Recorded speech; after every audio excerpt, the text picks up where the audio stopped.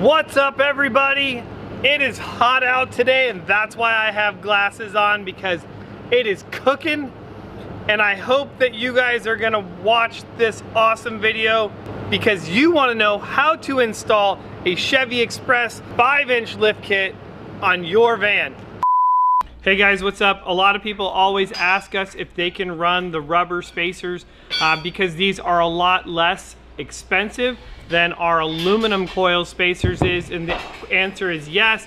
However, they will end up like this over time. You can see that this has even been repaired and been fixed and is breaking apart again. And in the other side, I am not joking, this is what we pulled out of the other side. So this customer complained of his vehicle leaning a whole bunch.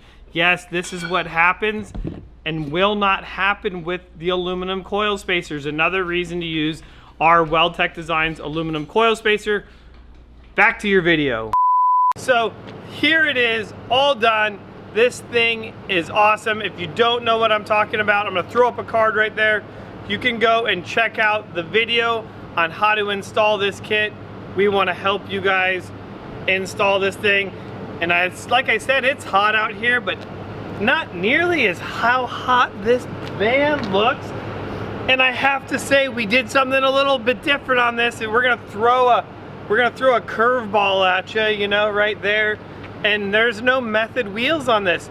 On this vehicle, we changed it up a little bit and we did RRW wheels.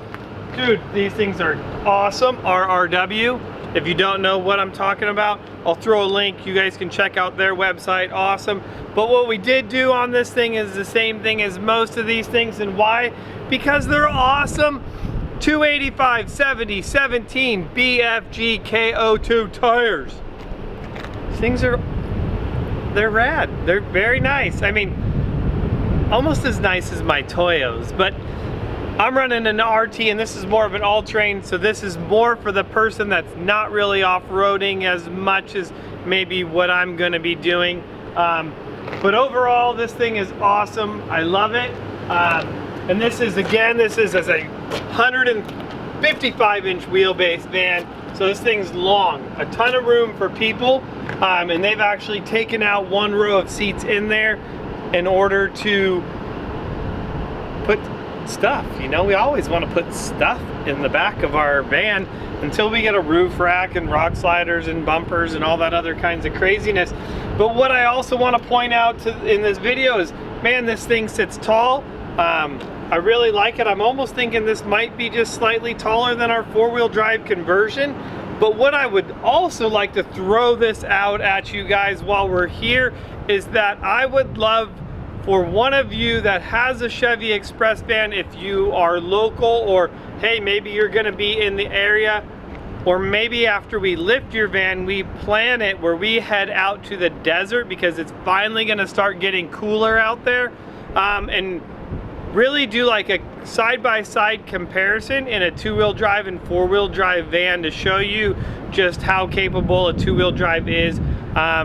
Potentially set up the correct way as if we were going to do a locker in the rear or even change the gears. And we're going to be talking all about lockers and gears here in an upcoming video. So I'm going to throw up a card right there so you guys can check out that video in the future. But that's it. I hope you guys think that this van is as awesome as I do. I mean, I have to say, I just love the Chevy Express vans. I mean, these things are just perfect. I like them. 6.0 gas. I know you guys ask. Okay, so let's just address that real quick. 6.0 gas or whatever the other one is, just go gas 6.0. Like, it's all about the miles per gallon. Miles per gallon. So that's it. And real quick, short video. Hope you guys love this Chevy as much as I do. And we will see you next time.